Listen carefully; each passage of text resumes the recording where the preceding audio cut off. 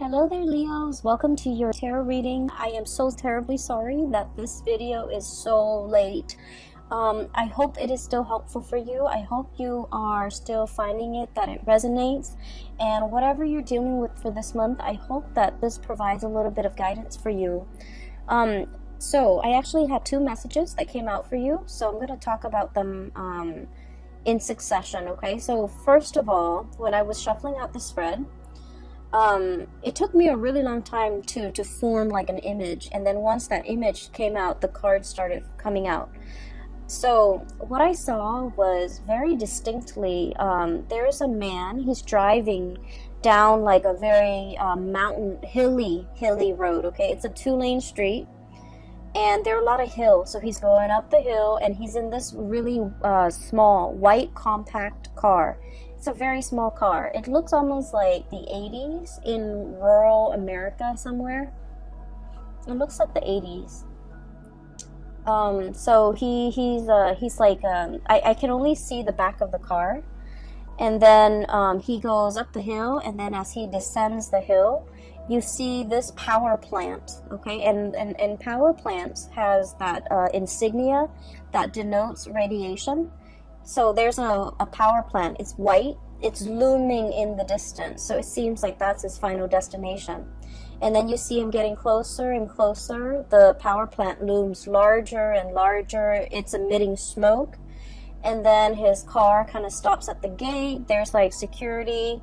He gets through, gets to the base of the power plant, and he steps out of the car with a full suit and also his briefcase, okay?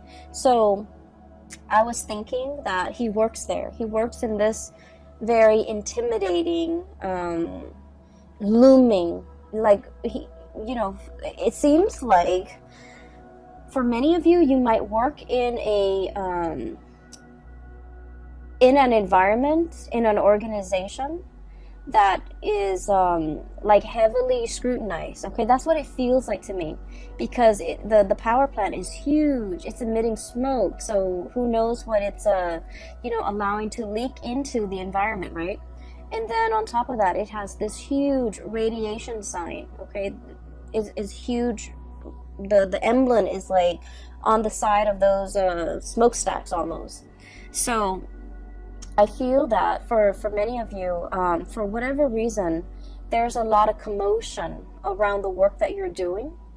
Either the company, the organization is facing a lot of scrutiny from the press, from the public, from the neighbors even that surround that physical structure. And so I do feel like, I feel that a lot of you guys identify very strongly with the work that you do. You want work that is meaningful. You want work where your skills and your talents can be on full display. And especially for many of you, you might be like the voice, the face, the model, the mascot for whatever it is that you're working at. You might be a sales rep, for example, for a company that you work at. So you're kind of like the face of the product, okay? You could be very visible in the limelight, especially for many of you. A lot of Leos are politicians, okay? And so I do feel there's a lot of like, you're kind of like in an environment that might be facing a lot of scrutiny, and you're doing the damage control. You might be the PR person that everyone reaches out, and you might have to deflect questions, you might have to create your own red herring in order to distract people from something. From something. You might be hired to take on a position so that you can do damage control. You might be hired on by a firm in order for them to fix something that they've made a mistake on.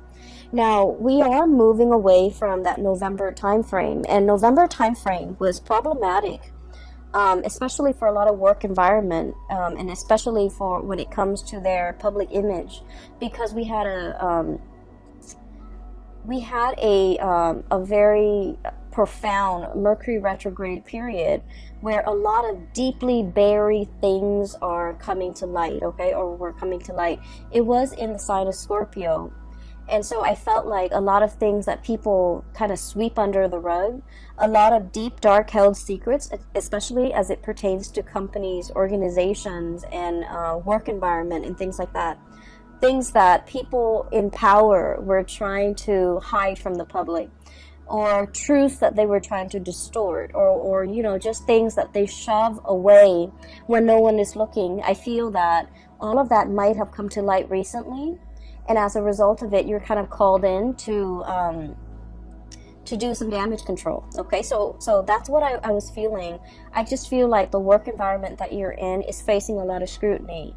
The people you might work with, they might have their own personal issues that's facing a lot of scrutiny. Okay, and they're faced with a lot of scrutiny. And I am sensing a lot of people will come to you for the month of December, asking for advice, like, should I do this, should I do that, because they're really concerned about their public image. And you know, it doesn't mean that they're superficial or vain or shallow. I just feel like there's something going on here where somebody's job might be at stake, and you're kind of called in to either provide some guidance, provide some legal advice, expert advice even, how to de-escalate tension, how to de-escalate a potentially volatile situation, how to, you know, do all of those things. Okay. I also feel like, you know, you're good at your job. You're paid very well. For many of you, you're paid very well for the work that you're doing. But behind it, I feel that, you know, it's a job. So you try to do what you're told. So for example, you work with you're hired on as a contractor to do some damage control for a company, and you might not like that company very much. And so, you know, even if you don't agree with it, agree with the things they're trying to hide, the things that they're trying to sweep under the rug, you're hired to do this job. And so you will do it to the best of your capabilities. So I don't see any moral, ethical conflicts here. I just feel almost as if there's a lot of fires to put out. Okay? So going back to that image, there's a second part. So, you know, he steps out, and he's in a suit, really nice suit, in this mini car, but he's in a suit, and he holds a briefcase. And so, you know, my initial thought was, oh, he works here, he's an employee. But then I see him like with in that briefcase. It's not like papers or laptop or things like that. I guess in the 80s they didn't have laptops. It's not like papers. It's a science kit. Okay, so he has like those what are those, the droppers, where you take a little bit of a water sample and you put it into a slide, things like that. He has a dropper, he has machines to test the radiation level, and so he opens it up, puts it on top of the front of the car, the hood of the car, and then he starts to go around the area, the power plant. He starts inspecting. So that's when I was like, oh, he's an inspector. So he's not called out to do some damage control, even though that message applies to some of you. Okay? But on the other hand, you might be also called in to inspect, to appraise, to make a final determination on something, to see whether or not it's sound, whether or not it's safe, whether or not it meets the regulation and the standards. And I feel like for many of you, and this could be, you know, just literally just one person I'm speaking to, but I feel like there was something that was unearthed. All of a sudden, it just came to light, and, you know, you're called in to do to make the final determination, to inspect, to appraise, to look at it. And he does his thing. Okay, he walks around multiple times collecting multiple samples, and then at the end of it, what I saw at the end of that picture, of that scene, was he puts in he takes like a poster from his car. Okay, and then you see him get back into the car. He drives away. The security gates closes behind him. He stops the car, gets back out, and he puts this giant poster with the radiation, the hazardous sign on it, hazardous, sign on it, and it says like not, deemed unsafe. Okay, that's what it says, deemed unsafe. And so I feel that there's a situation around you where you guys are in a very important position to protect people from. Okay, you're bringing something to light so that people can be made aware, so that people can, you know, knowledge is power, right? But I feel like there might be something that is unsafe, that is unfit, and you're drawing attention to it. You're calling it for what it is, okay? So in a way, this could be in a work environment, but then I also feel that for many of you, the word unfit parent came in, okay? So you might be, for example, a social worker, where you're inspecting homes, the home environment. Is this a safe place for children to be in? You might be inspecting like a retirement home where they take care of elderly people.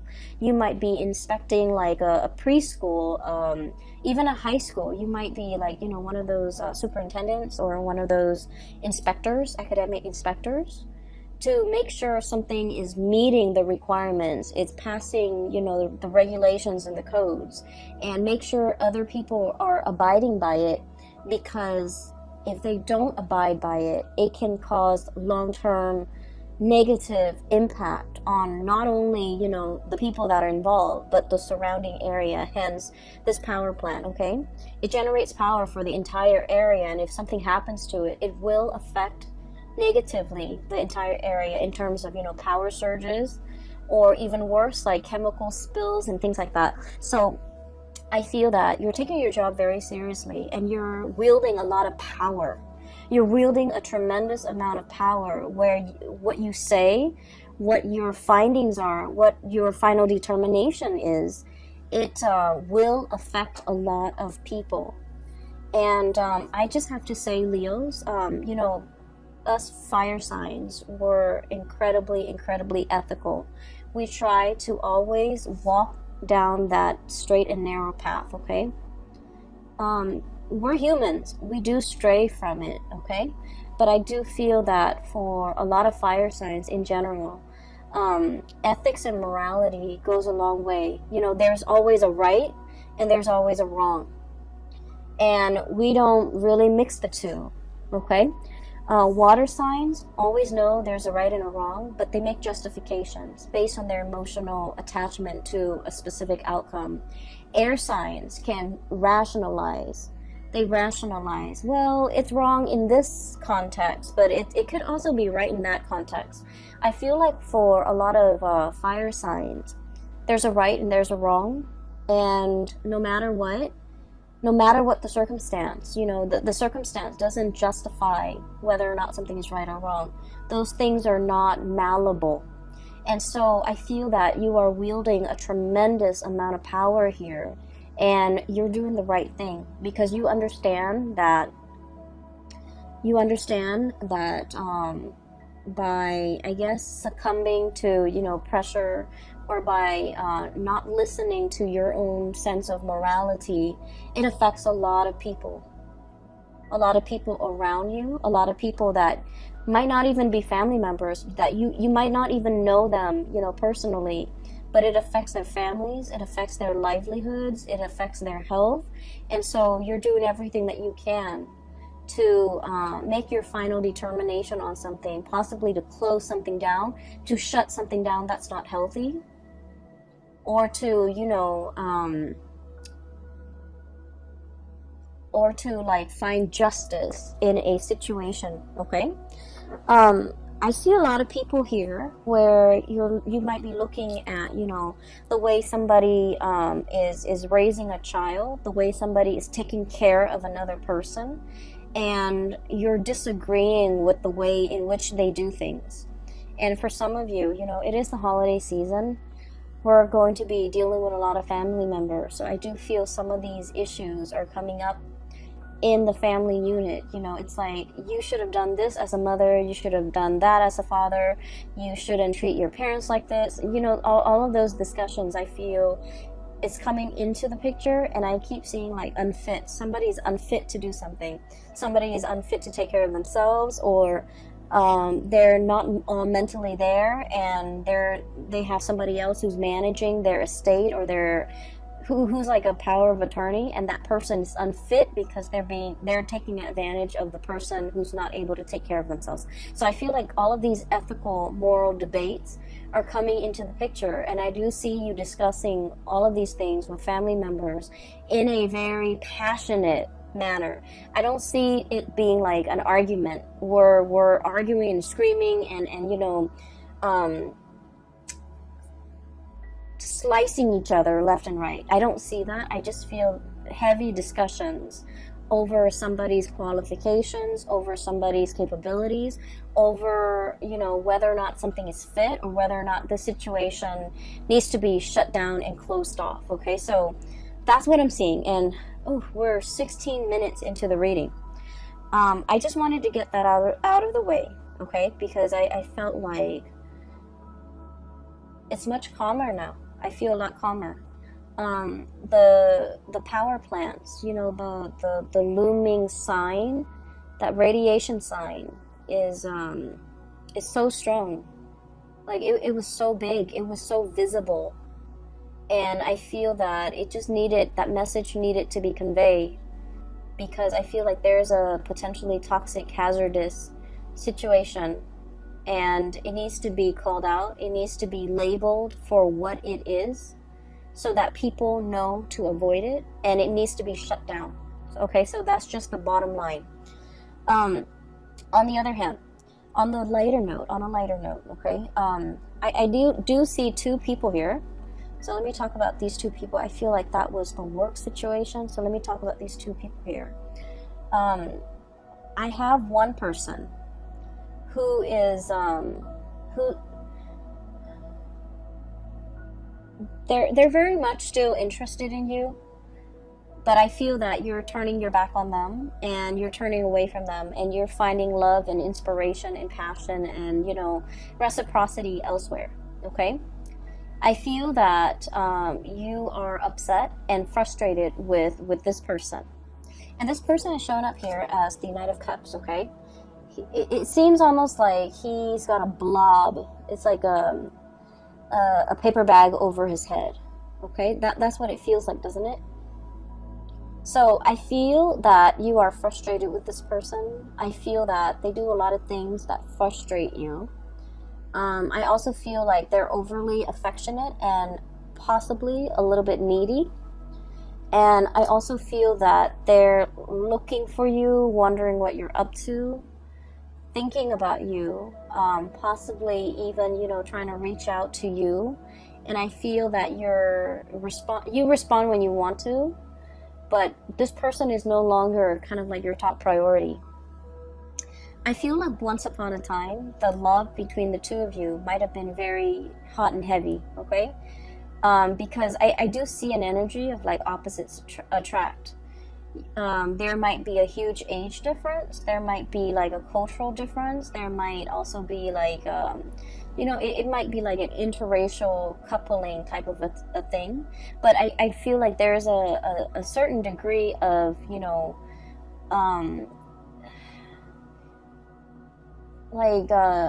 you guys are very dissimilar, okay? Very different from one another. And there's a certain degree of mismatch, and because of it, it's very passionate, it's very fun, it's exciting, but it ceases to be those things, because I do feel that you might be turning elsewhere for love and for validation and for a relationship. And so this person is wondering what you're up to.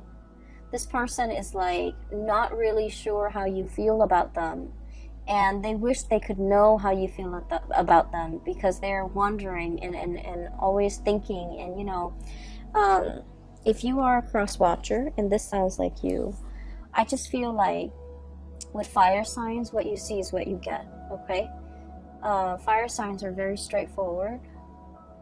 If they're communicating with you, they like you. If they're not communicating with you, they pretty much have exited the picture. And so I feel that for many of you, you have left this person kind of like hanging, or you've just left them out in the cold. and they might, you know, be bombarding you with messages, but I do feel that your heart is already elsewhere. And then I also feel that for some of you, you might, in like at the end of the day, decide that this whatever you had with this past person, I feel like it was lacking in emotional depth. It was lacking in, like, you know, it's like you talk about one thing and then they don't have an interest in it, so they steer the subject somewhere else. Or they talk about a certain topic and you have no interest in it, and so you just kind of like change the topic. So I feel like there's very little compatibility, and it created a situation where there was no chemistry. There was no emotional depth to the conversation, to the interaction. And when you it can feel to me like it's very time consuming or quite draining to be around this person. Not because they're a bad person, it just feels to me like it requires a lot of effort just to keep the conversation going, because you guys don't have a lot in common. I do feel that they really like you, and I do feel this person is incredibly intelligent, incredibly smart, but they're very smart. Queen of Swords, super smart, okay? Their mind is very sharp. They're very discerning and perceptive, and you know, they're probably like the really book smart type of person, but emotionally they're not very intelligent. And emotional intelligence basically means that we know how to read body language. We know that when somebody is like doesn't want to talk to us, and so we end the conversation. You know how sometimes you have like coworkers who you're super busy, you're at your desk working, right? And they see that you're working, but they keep talking and talking and talking. And you don't want to be rude and tell them, hey, you know, I'm working, get out of here. That's what I mean by emotional intelligence. Being able to read nonverbal communication, being able to pick up on, you know, people's state of being, being able to, being aware of your surrounding, looking at people and being able to read facial expressions to know if they're sad, to know if they want to be approached, to know when they want to be left alone. Emotional intelligence. So I feel like somebody here is very incredibly intelligent, but they might lack the emotional intelligence, okay? And so I feel almost like, you know, you could have a bad day and you want to talk to them about your bad day, and they, you know, you look distressed, right? And they should know that. And then rather than letting you vent, letting you talk, they steer the topic away from something that is not even remotely important. And so I feel that it frustrates you, and it hurts you too, to feel that you're not validated, okay? To feel that they're not acknowledging that you've had a bad day. They're not acknowledging your distress. They're not picking up on these cues. And you're wondering, you know, if they care about me, they should be more attentive. They should be more considerate. But I just feel that they're lacking in the ability. It's not the ability to sympathize or empathize. If they're aware, then they would know. They're just lacking in the ability to pick up cues. Hence, this person, it's almost like they've got that plastic bag or the paper bag over their head. They're walking around, you know, not a bad person at all, but they're lacking in being able to know their environment, being able to sense their environment, being able to navigate their environment successfully in an emotional way, okay? So this is somebody that is that doesn't form emotional attachments, and so they're kind of you know, their friendship circle might be very, very small. It might also be quite superficial. They don't have depth to their relationships with other people, and I feel that you're understanding that. I do see you turning away. We have here the Knight of Cups and the Ace of Wands. This pangolin, I guess, with the swan, is turning away, walking away, moving away from a situation. mainly because I do feel that you need more validation. You need that sense of reciprocity.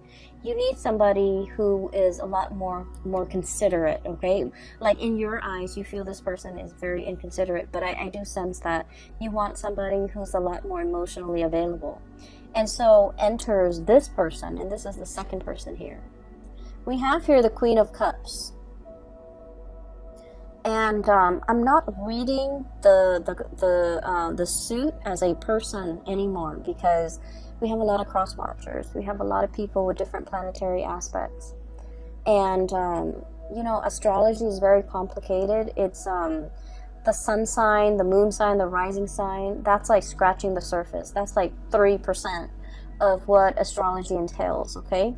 And so by saying, you know, this is a water sign, sun, moon, or rising, I feel that it just glosses over the entire study of astrology. And so I'm going to read it as just, you know, the energy of a person.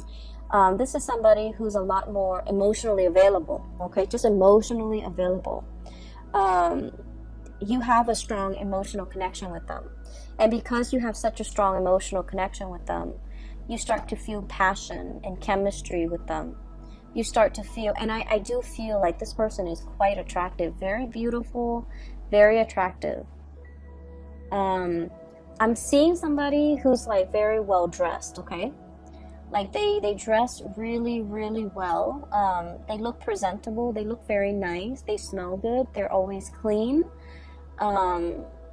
They're made up, so like they could have a lot of, not a lot of makeup. There's nothing wrong with wearing a lot of makeup, but I feel like they're dressed to go out. Like every time you see them, they look picture perfect. They're dressed to go out. They take care of themselves. They look great. They're beautiful and attractive, and you know, they just look clean, and they just look like they know what they're doing. That they know, that they're aware. You know, whereas this person was kind of like fumbling in the dark. This person is very aware, and so you're shifting from the energy of one person who's kind of clueless to another person who's a lot more, I guess, considerate, a lot more attentive, a lot more observant. A lot more observant. I also feel that you could be dating two people. One person is quite fun. The other person, there's a very strong emotional connection. There's strong attraction, but they might be a little bit more on the selfish or the possessive side, okay? So one person might be a little bit more possessive. Like, I didn't mean to say selfish, I meant to say jealous, but selfish came out, so maybe.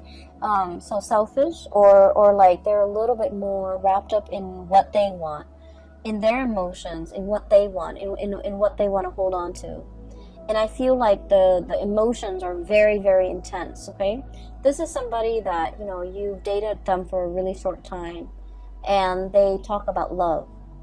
And it's not like they're just blurting it out. I feel that they feel emotions very strongly, and so they want to express themselves. And they're just very honest, very open with how they feel, and they know how they feel at all times. Whereas this person was not like that. They held back. They didn't communicate emotionally. And so this is a breath of fresh air for you. I would urge you, the passion is really strong here, Ace of Wands. I would urge you to slow down. You're kind of like going from one extreme to the other. That's what it feels like to me. And so I would urge you to slow down, because I feel like this person over here, there's a lot of passion, there's a lot of chemistry. You guys are a very good match. But they might be in a position where, you know, they're thinking about like, let's put a ring on it. Let's get married. Let's start a family. And it's like 3 weeks into the relationship, and they're already planning these things. And so I do feel possessiveness.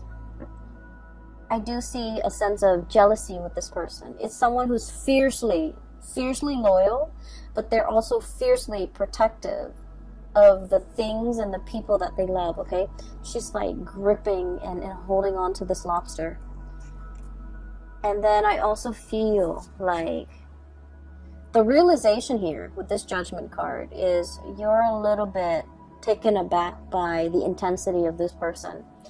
When you were dating this person, you wanted intensity, you wanted passion, you wanted intensity, and then so this relationship was lacking in that, so you might have moved away from it, and now you're meeting exactly the person that you were hoping for, intensity, passion, and then you realize that the intensity is too much. So you're kind of like stuck in this loop, okay? And that's what I mean by you're moving away from one extreme and landing yourself in the other end of the spectrum. And so if you're still dating this person, I almost feel like, it's that hazardous sign. It's that hazardous sign where it's telling you to caution. It doesn't mean they're bad people. It just means, you have to think about, why is this person so possessive? Why is this person so jealous? Why is it 3 weeks into this relationship and they're already talking about marriage, talking about children, talking about, moving in together, getting a house, getting engaged? So mull these things over, mull over these decisions, because with the Ace of Wands, it denotes to me impulsiveness as well. And so we want to make sure we are on the same page before we can make these, major decisions, okay? Especially if we have children in the picture as well. So I feel like something is starting off really, really fast. It's great. It's passionate. And I feel that this person really likes you. And they might feel that you are the one. And then I also feel you have that ex coming back into the picture, and I feel like they're totally opposite people on at first glance, or from what you remember, or from what you know about these two people. They're totally different people, but in its essence, I feel one person is a lot more expressive, the other one was very non-expressive. But at the heart of the matter, their energies are very similar, okay? They might have issues when it comes to emotional expression. One is too much, one is too little. Try to find that balance, okay? You might be that middle ground for them, for both of them. You might be that anchor point, and that's where they gravitate towards you.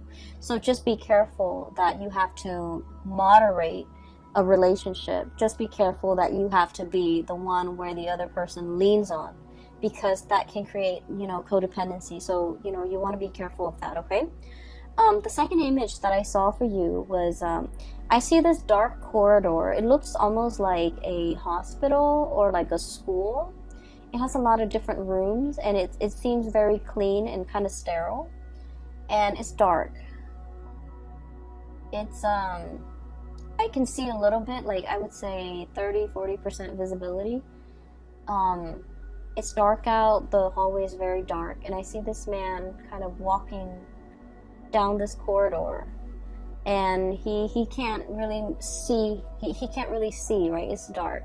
So he's holding out his hands, he's walking slowly, he's holding out his hands, trying to feel, for where the walls are, what's in front of him, so that he doesn't trip and fall.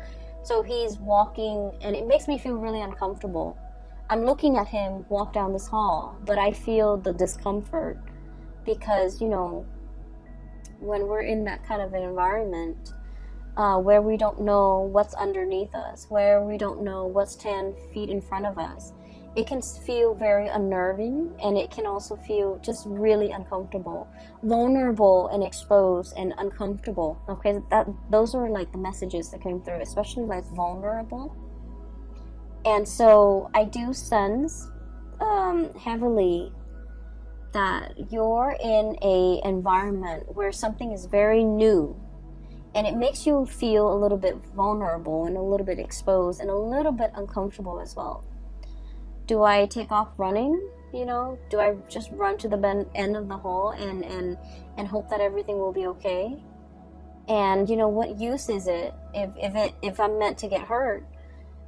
Do I just get an early start and just run and make it fast and swift? Or do I slowly put myself through this agonizing discomfort fear, feeling around for what's in front of me, feeling around for what's around me, and prolonging the discomfort, right? So I feel like those are the thoughts going through this man's head as he heads down this hallway. From what I can see, the hallway is clear. There are no chairs just thrown about. There's nothing that can really hurt him. It's a sterile environment. And so I just feel like a lot of what you're experiencing is the novelty, the newness of a situation where you're going to have to kind of, it's like you don't have the map, you don't have the blueprint, you don't have the previous knowledge about this situation. And so you're kind of like thrown in and, you know, forced to figure things out. For some of you, you might be dating somebody who might have children, and you're doing this for the very first time. And you're just like, I don't know how this is going to play out, but, you know, I'll do it little by little. You might be like in a relationship, and you're meeting somebody's parents for the first time. And you're just like, I don't know, it's going to be, you know, a little bit strange, uncomfortable, awkward even. But let me just jump in and then feel things out. And then for others, you might be taking somebody, excuse me, you might be dating somebody who is ethnically, culturally, very different from you, religiously very different from you. And, you know, you've always had like preconceived notions in the back of your mind. It's going to be like this, or they're like this, you know, so-and-so is like this race, this religion is like this culture is like this. And so you're kind of like nervous about like how to bridge that cultural divide, how to bridge that divide in general with a significant other or somebody that you're dating. And I do feel what's coming through is relationships that are very new, like a budding romance where there's still a lot of chemistry, a lot of getting to know each other, a lot of like, you know, showing your best selves to each other because the relationship is still very new. And new love is always, you know, really sweet, but it comes with it that sense of butterflies in your stomach because you don't know everything about the other person, and you're still trying to figure things out, and you're still learning about each other, and it makes it really exciting. So I feel like this spread is all about that you know, that it's like a fizzy, almost like champagne, sparkling water. It's like that, the fizziness, the fuzziness, the butterflies in your stomach that comes with the territory, that comes with a new job. It comes with a new relationship. It comes with like a situation where you're thrown into an environment that is very brand new to you. You don't have a map. You don't have guidelines. You don't have like a manual for how to do things. All you can do is dig through, you know, your lab kit and, you know, take a little bit of sample here, take a little bit of sample there, take samples, test the parameters, and then reach your conclusion. So I feel like you're in a very good environment to I don't feel like it's experimentation, but I feel like it's like testing the waters, okay? Testing the waters, navigating this environment so that you can make the final determination, like, you know, is this worth my time? Is this going to work out for me? Is this what I thought it would be? And I feel that you are very pleasantly surprised that what you thought was one way was another. What you thought this person was going to be turns out to be another. Okay, that can be good or that can be bad, but I do feel this sense of like, you know, this fizziness coming through where you're experiencing the joys of the anticipation, the excitement, and the trepidation, all of it. And I feel like it's all surrounding a new situation that you're navigating, and especially a new relationship, okay? I've talked enough about that. So I have the Ace of Wands here, and this is what I saw earlier as you have the stick of power in your hand to change a lot of lives and to make things better for other people. I also feel we have the World. A cycle is closing up with another person, with one person, and something new is coming into the picture with this World card. And then we also have as well the Hierophant and the Seven of Cups, okay? I usually look at this in tandem, like the reading the cards and how they interact with each other. This is all your findings. These are all your results. These are all the things that you imagine something to be. And you're making that final determination, writing up your analysis, writing up your assessment, writing up your findings. And, you know, people are deferring to your judgment, okay? So the last 4 cards is very much about, you know, the major energies for this year, because we have the Hierophant and the Hangman, which are major arcana cards. So I do sense here a conclusion is reached. People are waiting for your final say, for your final word, for your word of wisdom to tell them whether or not something is fit or whether or not something is a good fit. Okay, so you might even have like 2 potential suitors waiting around for you and asking you to decide. Okay, asking you to decide. Like, is it going to be me or is it going to be that other person? And I feel like you've already made up your mind, because you want to go for that relationship that has a lot more emotional depth to it. And you're meeting somebody that will show you the depth of emotion like nobody else can. Okay, I will leave it at that. Thank you so much for joining me for this reading. I hope it is helpful for you guys. And I promise you, I promise, okay? And this is no joking matter. I will get your videos out on time. For the month of January, we have the holiday season. Work is slowing down a little bit for me. So I should be able to publish them on time, all right? I wish you all a very wonderful holiday season, and I'll see you in January, okay? Take care.